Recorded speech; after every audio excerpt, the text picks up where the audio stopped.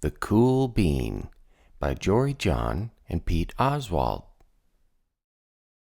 Watch out! Here come the cool beans. The cool beans. Oh yeah, check out how they move.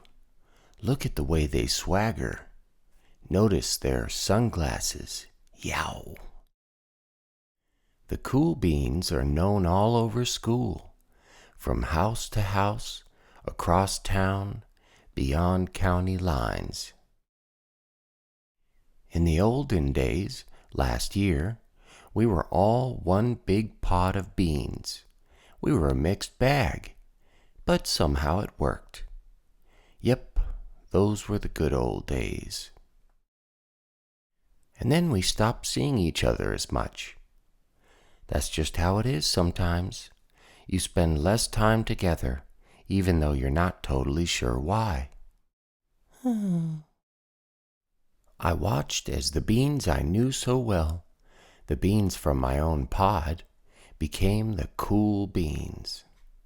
Oh, they were so cool. One of them could play the guitar. Cool. One of them could draw the best superheroes. Cool. One of them could jump higher than any bean I'd ever known. Cool. Me? Well, I mostly stayed the same. Sure, I made some small changes. I wore sunglasses. Too big. I slicked my hair back. Too slick. I strutted around. Ow. I swaggered. Oof. I was still picked last for everything. My clothes never seemed to fit. I snorted when I laughed. Honk. I walked into stuff. Whump. I was an uncool bean, for sure. I started thinking of myself as just a common bean with no special skills. I couldn't compete, so I didn't even try. I'd never be a cool bean. It seemed like there were two types of beans in the world.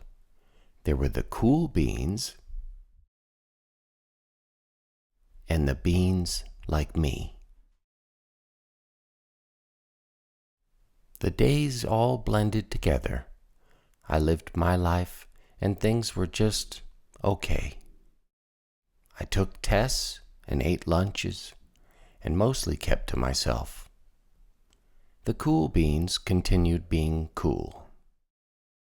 I mean, sure, I miss them a bit, but it's not like I was going to say anything. I felt like all that coolness had gotten in the way of our friendship. And that's how it went, until one day. I was in the cafeteria. I dropped my lunch on my loafers. Oh no, not again. But then something sort of miraculous happened. Out of nowhere, one of the cool beans helped me clean it up. He didn't even say anything. He just gave me a nod. That was it. Later, I was out on the playground. I tripped and scraped my knee and maybe cried a little bit, and everybody saw it. Another one of the cool beans came to my side, and without a word, he dusted me off. That afternoon, I was sitting in class. I wasn't really paying attention. I didn't notice, but our teacher had called on me. Everybody stared. I sat there in silence. Nobody said anything. And then, everybody just laughed. At me. That was it. After today, I was officially a has-been. But then, one of the cool beans stood up and came over to me. Everybody watched. She leaned in close and whispered, "Hey, the teacher asked you to read from page 32. Then she gave me a quick wink and went back to her seat. It was a small gesture, sure, but it was also everything.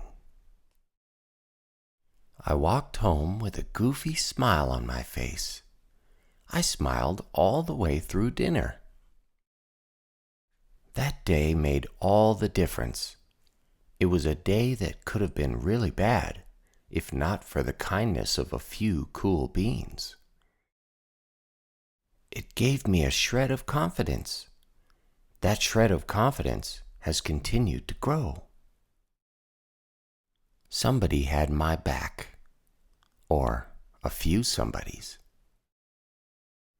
After that, I started hanging out with the cool beans again. How have you been? Get it? How have you been? Not all the time, but sometimes.